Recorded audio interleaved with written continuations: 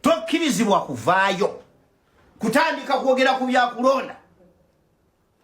nga ne chache ekyakulemya okuzimba endiga olaba babalaga wali eri kugundi gundi video yino njirabe tebakyakulaga mu ndiga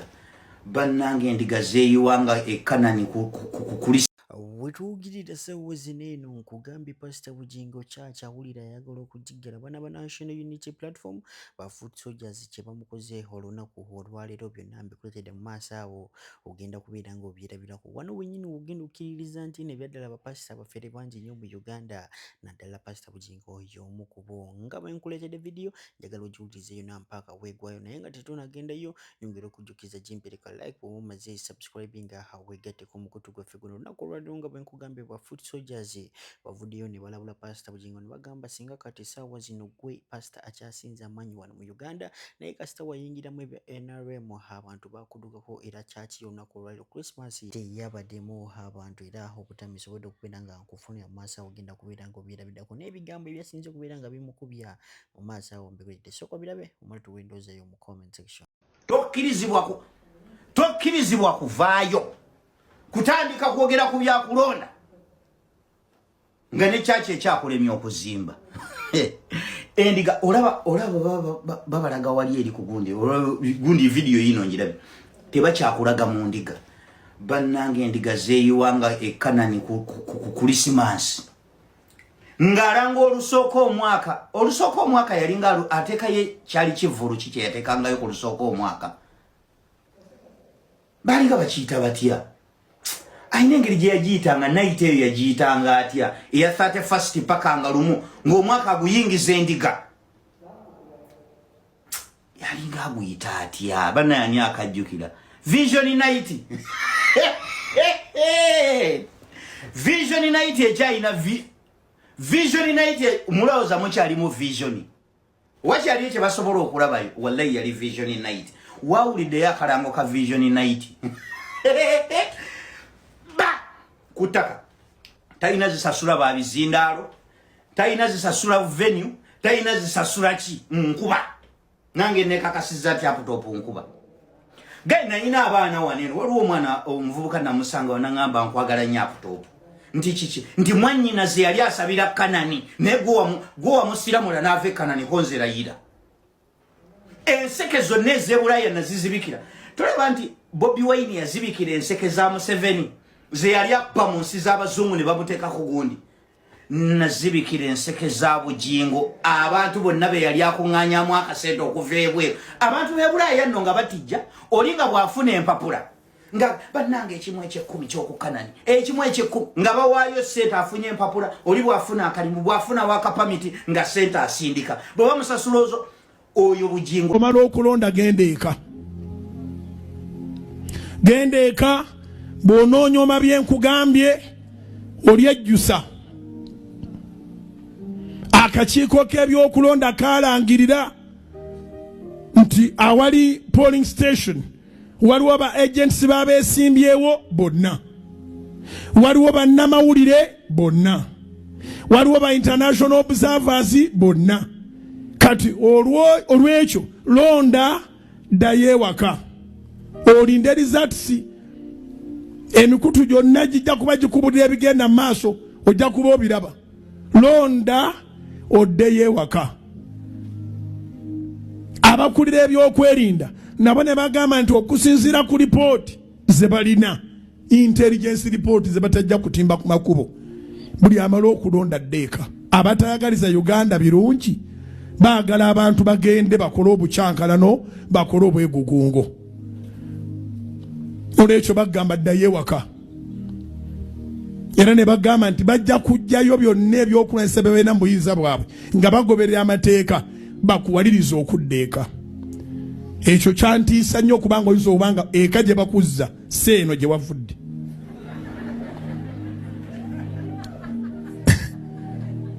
kuba tulina eka bwa mirundi egi ŋŋambira neiba tulina eka bwa mirundi egi ebiri osobola okudda eka obeeka akati tosobola kubanga olina vision book mukama nga wakamugamba nga 3 mu December nti mukama bino mu January bino binkolere mu February bino bya March bino bya April bino 2026 ng'omuyinamu ekirooto ate nodda yeeka era buze nti ono yali mu vision night anonye eki tani munange yalemedde we yalondedde endowooza pasita wamwe w'eggwanga akulira bavandimwe mumuwulidde ye ebyokusaba yabivaako dda ye ekirabika yafuna paathi yejja atwalwamu endiga ze vidiyo eno njagala tugyetegereze afulufiga alina kyayisizaawo si kyamakulu nnyo at the same time kyamakulu njagala okiwulirize yonna mpaka bweggwayo omala ombulire bwe biki abyofunyemu ebyokuyiga even Kyagulanyi gwowagira akwasagala kwogera ku Kyagulanyi mujja kuwakana wamwe nvumire wano ffe twabeeranga mu family ne family yamuganako basikira oyo muyaga sikirani ffe tetwetaaga era biki era bamuzayi sentamu ngo tebamubala be baabalanga tebasobodde gatta valiku Addison ku family era tekirivaawo nti sentamu family Kyagulanyi yesimba ku bwa president oba yagenda mu parliament eyo likodi yagiwa family ne mumanyi bwe bayogeranga ewaabwe mulekeraawo okwenyinyala abaana bammwe mulekeraawo awo Kyagulanyi bakudda bwe beekuzizza Kyagulanyi Julius Kyagulanyi gwaddako John Baba City Pasita Namuleme beekuzizza kamochango Bobby akola buli mulimu taina mulimu gwa asiza chapati asaza enviri akubye alonze ku bucupa ako yuyo ayagala bwa president kati wabule family egambe eti muganda wa foyo mulaba muganda wa foyo twabatange tata yamukuza bulungi era muganda wa foyo njagala Bobby yazanyako kumuzanyi yakolako ku life eyo naye teyagimalayo njagala mumubuze ku life yo muntu wachazanga Bobby amubuze ku life ye akubulire kwa mama we motoka yamutomererawo kamwocha era nga mukazi watwalwa nakukuba n'abaana be nga balina mama sagala boogerako manyi mikwano gyange naye sagala boogerako nnyo anyway mulekeraawo okwevuma abaana yakera n'abeera president w'eggwanga lino yaliko mu parliament era tekirivaawo mu family enamba be baawananga baliwa nze nsiba nkibagamba nti bebe kuli omu ku bannayuganda ebyaddira waya hawezigadde olw'omu njagala owuliriza statements zayogedde olunaku olwaleero ku live. Imagine ku Christmas day banne bagenze mu kyaki ye akedde kubeera ng'akola olugambo ku TikTok. Video yino soko gyerabireko otubule endoze mu comment section kwatana subscribinga wegete ku mukutu gwaffe guno. Naye Museveni mwali mumulabyeko ng'asindisa abajaasi bakwate ku jjajja waffe obusiraamu na kibingi. N'ebigambo bye byali ayogeddeko katugambe ebikuba gavumenti. Museveni ateeka pamba mu matu bw'ati n'asirika. Bannange twagala ki? Jjajja w'obusiraamu ne bw'abanga mutuufu naye ye Museveni akulaga asirisa akirese akyesonyiye. Kale n'otuuka ku budde nga buno bwe waligambidde nti abaisiraamu tusabe Allah atuwe enneema etusobozesa okukola okusalawo okulungi ku mukulembeze ekigwe twetaaga, kubanga twagala abannamadiini basabire emyoyo gy'abantu bakole decisions ezitali sentimental but rather decisions ezibayamba mu byenkulaakulana n'okubeera obulungi. Ye ssaala gye naalisuubidde esabibwa naye oli najja n'ateeka eddiini yaffe y'Obuyisiraamu ku sowaani gavumenti esobole okugikyawa, muzeeyi asobole okunyiiga. Naye babaseekamu abalala mbalabye muweze mubadde bangi muvuddeyo publicly ne mwogera oba Seeka Guuga oba yaani eyakawaŋŋamudde teyakawaŋŋamudde yadde ayogera mazima very simple. Yabagambe nti bannange nze mba candidate abaliwo Museveni akyansingira. Oli n'amubuuza nti wagira abakafiiri kyava akubuuza nti Bobi Wine musiraamu. Ndowooza olaba ttiimu yange gye mbadde ntambula nayo gye bayita silent majority aba media ne Unstoppable mbadde ne bannamawulire ku trail ninako bannamawulire abawere 9 abatambula ku rale zombi abasinga ba TikTok abala websites abala ba Twitter abala kwegamba na putting together team esobola okuportrayinga exactly chichi ekibera mieze jesa ekyankoze ekintu ekyo nali njagala nnyo okumakinga sure nti abantu babera informed mu bintu ebisinga obungi obukulu ekirungi nti internet teyerabira so